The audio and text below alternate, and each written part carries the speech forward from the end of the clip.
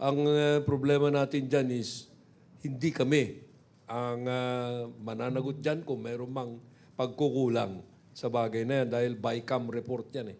Wala kaming kinalaman sa BICAM report. Ang may kinalaman lang kami yung finished product na pinapirmahan sa presidente. Hindi yung blank check. Magandang umaga po.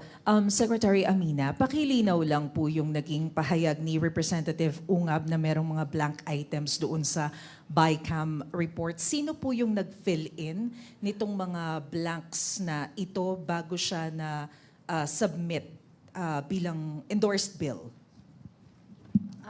Yung kayo na rin po nagsabi, it's the BICAM report po. So may technical working group po yan from the House of Representatives and the Senate of the Philippines. So siguro we can just go back a little lang on the budget process or the legislative process. Siguro I can share a little bit because it came from the Senate po. I was a young staffer from back then. So pag napasa na po yung batas from the Senate and the House, magbabaycam sila.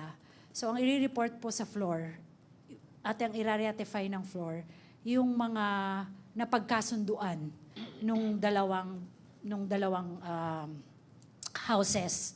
Kasi minsan po magkaiba ang version nila.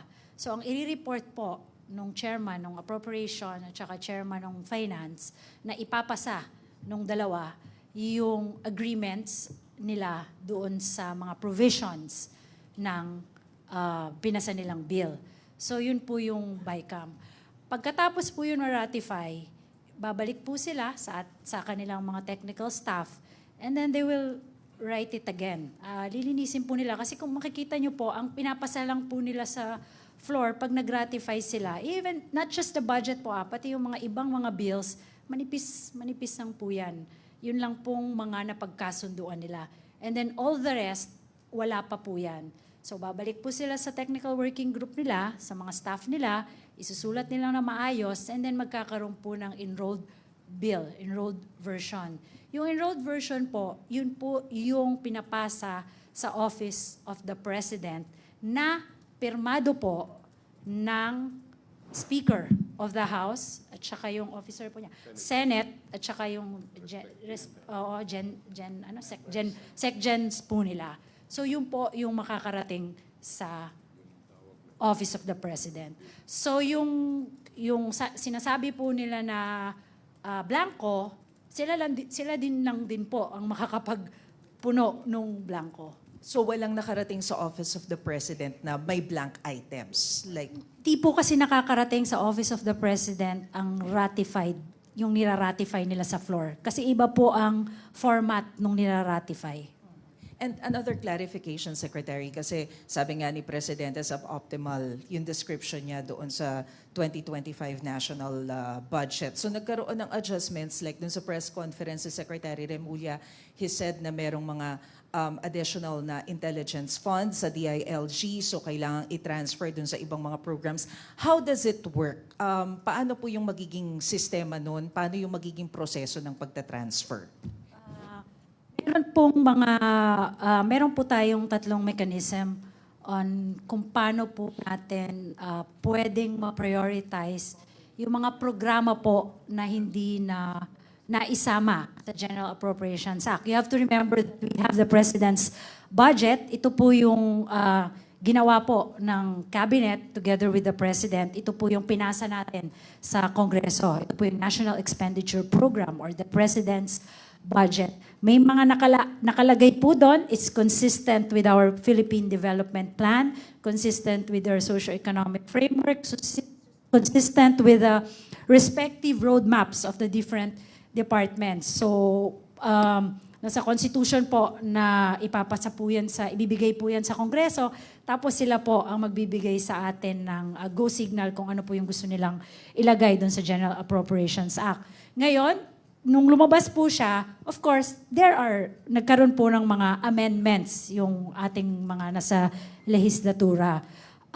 Some of it are not yet shovel ready and not consistent or hindi po siya priority ng mga department heads and secretary and the administration. So may tatlong mechanism lang po yan na pwede gawin. Hindi po natin pwedeng basta-bastang ibalik yan dahil bawal po sa atin yan.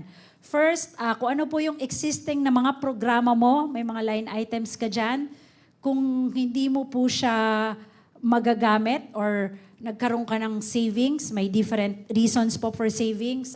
Pinabid mo, mas mura yung lumabas nung pinabid mo. Pangalawa, ayaw mo na yung proyekto, ina-abandon mo na, I think hindi mo na siya priority. Yun po, pwede po tayo mag-augment, use of savings and augmentation.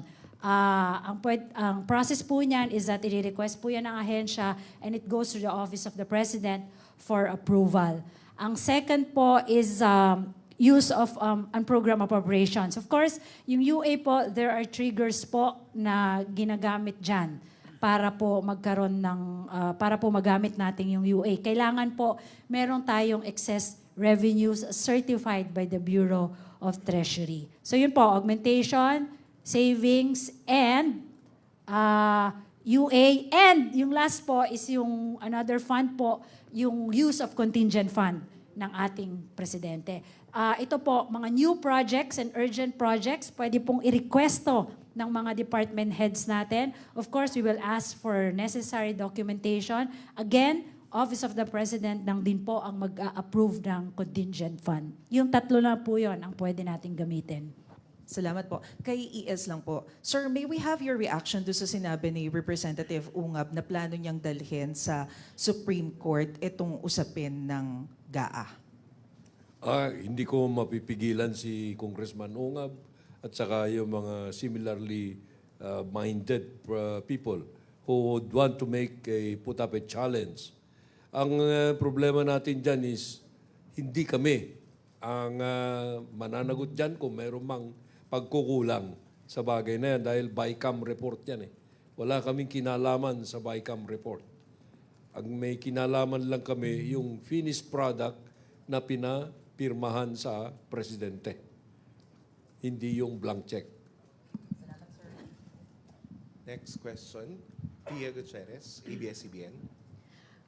Kay Secretary Pangandaman, meron pong criticisms on the modifications na ginagawa ng OP on the budget. Could you please explain to us yung legal basis po nitong mga adjustments na ito? Kasi like for example, tinatanong po ng ibang mga congressmen, can the President actually declare savings at the start of the year? Di naman po, kasi savings nga po. So, nasan ba yung listahan ko kanina? Meron pong mga specific rules and regulations, may budgeting rules and guidelines po tayong sinusunod. Karamihan po doon ay nakalagay sa General Appropriations Act natin. Hindi ko lang memorize yung mga sections. Baka meron kayo dyan. Ano yung mga sections na kailangan? So yun, we follow that.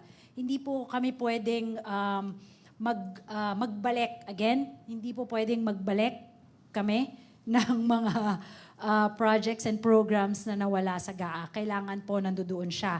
And may rules po yung tatlong sinabi kong mechanism. May general provisions po tayo for the use of savings, augmentation, and the use of unprogrammed appropriations, and the use of contingent fund. I can provide po the details and the specific general and specific provisions.